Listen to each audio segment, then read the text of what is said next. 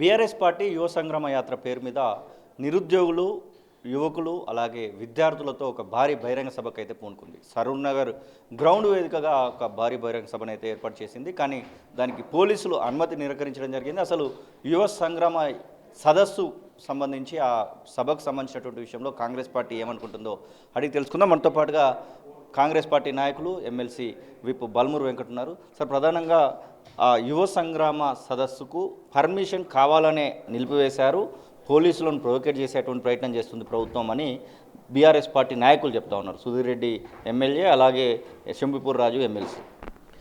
ఈరోజు BRS party యువ సంగ్రామ సదస్సు అని చెప్పి సభని ఏర్పాటు చేయడమే చాలా విడ్డూరంగా ఉంది. ఎందుకనంటే దయ్యాలు వేదాలు పలికినట్టు ఉంది. తెలంగాణ రాష్ట్రంలో ఉన్న నిరుద్యోగులని 10 ఏళ్ళు రాబందులు లెక్క పీల్చుకదిని వందలాది మంది విద్యార్థుల ఆత్మహత్యలకి, అది బోడా సునీల్ నాయక్ కానీ, అసంపల్లి మహేష్ చెన్నూరు నియోజకవర్గం కానీ, షబ్బీర్ ఏదైతే హుజరాబాద్ నియోజకవర్గం కానీ, నవీన్ సిరిసిల్ల నియోజకవర్గం కానీ, లేదా హైదరాబాద్లో సూసైడ్ చేసుకున్న ప్రవళిక కానీ, ఇలా వందలాది మంది విద్యార్థులు బీఆర్ఎస్ హయాంలో నోటిఫికేషన్లు వస్తలేవు అని చెప్పని ఆత్మహత్య చేసుకుంటారు. దాని తర్వాత నోటిఫికేషన్లు వచ్చిన తర్వాత పేపర్ లీకులై 10th క్లాస్కి వెళ్ళి మొదలు పెడితే టీజీపీఎస్సీ వరకు ప్రతి చోట కూడా పేపర్ లీకులు చేసి దాంట్లో కూడా రాజకీయ లబ్ధి పొందుదామనే ప్రయత్నం బీఆర్ఎస్ పార్టీ నాయకులు చేస్తే పేపర్ లీకులు అవుతున్నాయని చెప్పి కూడా వందలాది మంది విద్యార్థులు ఆత్మహత్యలు చేసుకున్నారు.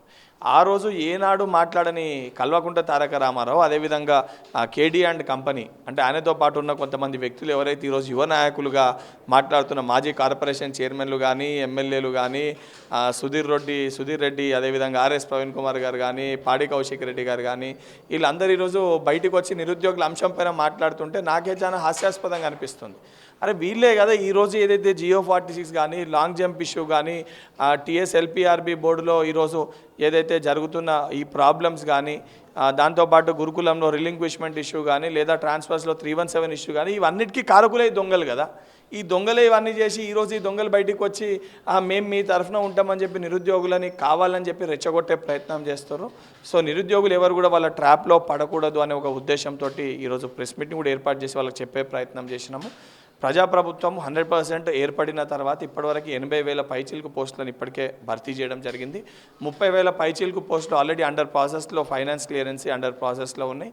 మిగతా పెండింగ్ పోస్టులను అన్నింటినీ కూడా ఇది మీరే ఏర్పాటు చేసుకున్న ప్రభుత్వం తప్పనిసరిగా మీకు అండగా నిలబడి పెండింగ్లో ఉన్న ప్రతి ఒక్క పోస్ట్ని కూడా భర్తీ చేయడానికి కంకణం కట్టుకొని ప్రభుత్వం పనిచేస్తుంది. కానిస్టేబుల్ పోస్టులు పెంచాల్సిందే, ఈ 5,000 6,000 కాదు 20,000 పోస్టులతో భర్తీ చేయాల్సిందే అంటూ చాలా వరకు దిల్సుఖ్ నగర్లో, ఇటు ధర్నా చౌక్ వద్ద, చిక్కడపల్లి లైబ్రరీ వద్ద ఇట్లా చాలా వరకు కానిస్టేబుల్ అభ్యర్థులు, ముఖ్యంగా పోలీస్ డిపార్ట్మెంటు డ్రెస్ కోడ్కు సంబంధించినటువంటి అభ్యర్థులు బాగా విజ్ఞప్తులు చేస్తూ ఉన్నారు. దాని విషయంలో ప్రభుత్వం ఏమైనా ఆలోచిస్తుందంటే అని చెప్పి ఆల్రెడీ 7,000 పైచీలకు పోస్టులకి ఫైనాన్స్ క్లియరెన్స్ అయింది. ఇప్పుడు ప్రస్తుతం ఆ నోటిఫికేషన్ వచ్చేది, ప్రాసెస్ కంప్లీట్ అవుతుంది. దాని తర్వాత మిగతా ఖాళీలు ఏమన్నా ఉంటే వారికి కూడా మరొక కొత్త నోటిఫికేషన్ ఇచ్చి మళ్ళీ విద్యార్థులకు కూడా అవకాశం కల్పించడం జరుగుతుంది. ఇదొక నిరంతర ప్రక్రియ లెక్క ప్రభుత్వం పనిచేస్తుంది. కావాలని చెప్పని 7,000 పైచీలకు పోస్టులు వేసినప్పటికి కూడా ఇంకా కావాలని చెప్పని ఈ నిరుద్యోగులని, పాపం వాళ్ళని కొంతమంది వ్యక్తులు వీళ్ళ మధ్యలో చేరి వీళ్ళని ఏదైతే ఇబ్బందులు పెట్టి వీళ్ళని ముందు పెట్టి వాళ్ళ రాజకీయ లబ్ధి కోసం ఈ రకంగా వివరించడం జరుగుతుంది. ముఖ్యంగా ఉద్యోగాలకు సంబంధించి జాబ్ క్యాలెండర్ రిలీజ్ చేసింది కాంగ్రెస్ పార్టీ, కానీ దాన్ని అమలు చేయడంలో విఫలమైందని చెప్తా ఉన్నారు. అటు బీఆర్ఎస్ పార్టీ వల్ల అయినా కొంతమంది నిరుద్యోగులకు సంబంధించినటువంటి వాళ్ళకి రిప్రజెంటేటివ్స్గా వేస్తున్నటువంటి వాళ్ళని ఆ నిరుద్యోగుల విషయంలో జాబ్ క్యాలెండర్ రావడానికి బల్మూరు వెంకట్ కూడా కీలక పాత్ర వహించాడు. అప్పటికి ఎమ్మెల్సీ కూడా కాకపోయినప్పటికి కూడా అసలు ఆ జాబ్ క్యాలెండర్ ఎందుకు విఫలమైంది, జాబ్ క్యాలెండర్ ఎందుకు ఇంకా ఇంప్లిమెంట్ కావట్లేదు అంటే ఏం చెప్పి జాబ్ క్యాలెండర్ ప్రకటించిన తర్వాత పెండింగ్లో ఉన్న కొన్ని నోటిఫికేషన్స్ కోర్టు చెక్కులలో ఉండడం కానివ్వండి, తర్వాత దాన్ని భర్తీ ప్రక్రియ చేయడం కానీ, దాని తర్వాత వచ్చిన ఎస్సీ కేటగరైజేషన్ కానీ, బీసీ రిజర్వేషన్ కానీ అనేక అంశాలతోటి అది కొద్దిగా డిలే అయింది. ఇప్పుడు దానిపైన కూడా ప్రభుత్వం దృష్టి పెట్టింది. ఏ రకంగా ఈ ప్రాసెస్ని ఇబ్బంది పడకుండా ఒక జాబ్ క్యాలెండర్ విడుదల చేయాలని దానిపైన ఆల్రెడీ గౌరవనీయులు కోదండరామ్ గారు, అదేవిధంగా ప్రభుత్వంలో ఉన్న పెద్దలు ఎవరైతే స్వయానా ఈరోజు ముఖ్యమంత్రి గారే దీన్ని సూపర్వైజ్ చేస్తూ నిపుణులందరితో కూడా చర్చించి దానిపైన కూడా ప్రభుత్వం పనిచేస్తుంది.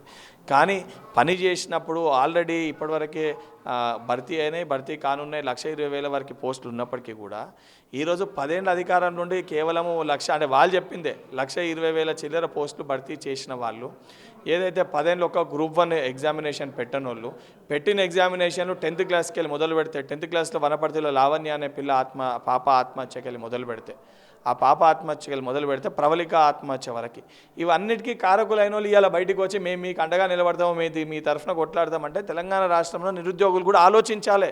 ఈ దొంగలు నిజంగా మీ పక్షాన నిలబడుతుందా, లేదా ఈ దొంగలు కావాలని చెప్పని మిమ్మల్ని రెచ్చగొట్టి మళ్ళీ వాళ్ళ స్వార్థ రాజకీయాల కోసం మిమ్మల్ని వాడుకుంటారో ఆలోచించవలసిందిగా వారిని విజ్ఞప్తి చేస్తున్నా.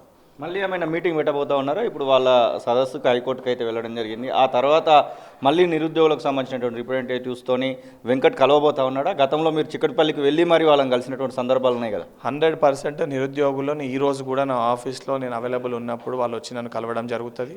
మొన్న కూడా ఏదైతే టీజీపీఎస్సీ పరిధిలో ఏజ్ రిలాక్సేషన్ చేయమనంటే ముఖ్యమంత్రి గారి దృష్టికి తీసుకొని వెళ్ళి టీజీపీఎస్సీ కూడా రిక్వెస్ట్ చేసి ఏజ్ రిలాక్సేషన్ చేయాలని చెప్పని దాన్ని కూడా టీజీపీఎస్సీ దాన్ని యాక్సెప్ట్ చేసి మా రిక్వెస్ట్ని ఏజ్ రిలాక్సేషన్ కూడా చేయడం జరిగింది. అదేవిధంగా కానిస్టేబుల్ అభ్యర్థులు కూడా రిక్వెస్ట్ చేస్తారు. అవన్నీ కూడా మా దృష్టిలో ఉన్నాయి. వీలైన అన్నిటినీ కూడా చేసే ప్రయత్నం చేస్తున్నాం. కానీ ఈరోజు ఎవడైతే నిజంగా నిరుద్యోగుల గురించి పట్టించుకోలేని వాళ్ళు, నిరుద్యోగుల గురించి మాట్లాడని వాళ్ళు, నిరుద్యోగులు వాళ్ళ సొంత నియోజకవర్గాల్లో చనిపోతే అటు పక్కన రానోళ్ళు, వాళ్ళ నియోజకవర్గాలను నిష్పెట్టి బై ఎలక్షన్లో క్యాంపెయినింగ్ చేయడానికి వెళ్ళిన వాళ్ళు, లేదా వాళ్ళ ఎమ్మెల్సీ పదవిల కోసం ఆ రోజు పాకులాడిన వాళ్ళు, ఏదైతే తెలంగాణ రాష్ట్రంలో ఉన్న విద్యార్థుల కోసం 86 కేసులు పెట్టుకొని ఆ రోజు కోర్టు తలుపులు తట్టి వీళ్ళు చేసిన తప్పులన్నింటినీ కూడా అరికట్టి న్యాయపరంగా వీళ్ళని ఎదుర్కొని వీళ్ళని ఢీ కొట్టిన మాపైన ఈరోజు ఆరోపణలు ఎనికి సిగ్గుందా అని చెప్పి ప్రశ్నిస్తున్నా.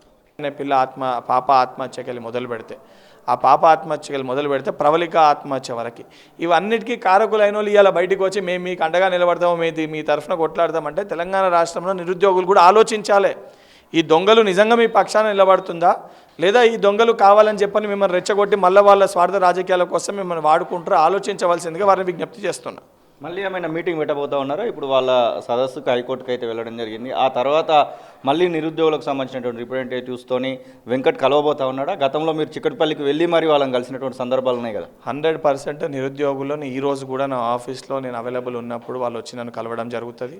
మొన్న కూడా ఏదైతే టీజీపీఎస్సీ పరిధిలో ఏజ్ రిలాక్సేషన్ చేయమనంటే ముఖ్యమంత్రి గారి దృష్టికి తీసుకొని వెళ్ళి టీజీపీఎస్సీ కూడా రిక్వెస్ట్ చేసి ఏజ్ రిలాక్సేషన్ చేయాలని చెప్పని దాన్ని కూడా టీజీపీఎస్సీ దాన్ని యాక్సెప్ట్ చేసి మా రిక్వెస్ట్ని ఏజ్ రిలాక్సేషన్ కూడా చేయడం జరిగింది. అదేవిధంగా కానిస్టేబుల్ అభ్యర్థులు కూడా రిక్వెస్ట్ చేస్తారు. అవన్నీ కూడా మా దృష్టిలో ఉన్నాయి. వీలైన అన్నిటినీ కూడా చేసే ప్రయత్నం చేస్తున్నాం. కానీ ఈరోజు ఎవడైతే నిజంగా నిరుద్యోగుల గురించి పట్టించుకోలేని వాళ్ళు, నిరుద్యోగుల గురించి మాట్లాడని వాళ్ళు, నిరుద్యోగులు వాళ్ళ సొంత నియోజకవర్గాల్లో చనిపోతే అటు పక్కన రానోళ్ళు, వాళ్ళ నియోజకవర్గాలను నిష్పెట్టి బై ఎలక్షన్లో క్యాంపెయినింగ్ చేయడానికి వెళ్ళిన వాళ్ళు, లేదా వాళ్ళ ఎమ్మెల్సీ పదవిల కోసం ఆ రోజు పాకులాడిన వాళ్ళు, ఏదైతే తెలంగాణ రాష్ట్రంలో ఉన్న విద్యార్థుల కోసం 86 కేసులు పెట్టుకొని ఆ రోజు కోర్టు తలుపులు తట్టి వీళ్ళు చేసిన తప్పులన్నింటినీ కూడా అరికట్టి న్యాయపరంగా వీళ్ళని ఎదుర్కొని వీళ్ళని ఢీ కొట్టిన మాపైన ఈరోజు ఆరోపణలు ఎనికి సిగ్గుందా అని చెప్పి ప్రశ్నిస్తున్నా. ఇది ఎమ్మెల్సీ బర్మూద్ వెంకట్ చెప్తున్న మాటలు. మొత్తం మీద నిరుద్యోగుల విషయంలో ప్రభుత్వం చిత్తశుద్ధితో పనిచేస్తున్నటువంటి మాటను చెప్తున్నాయి. ఇక దయాలు వేదాలు వల్లించినట్టుగా బీఆర్ఎస్ పార్టీ పనితీరు అయితే కనబడుతున్నటువంటి విమర్శన అయితే వారు చేస్తున్న పరిస్థితి. కెమెరా పర్సన్ అజార్తో కలిసి శ్రీనివాస్ తొలివెలుగు, అసెంబ్లీ, హైదరాబాద్.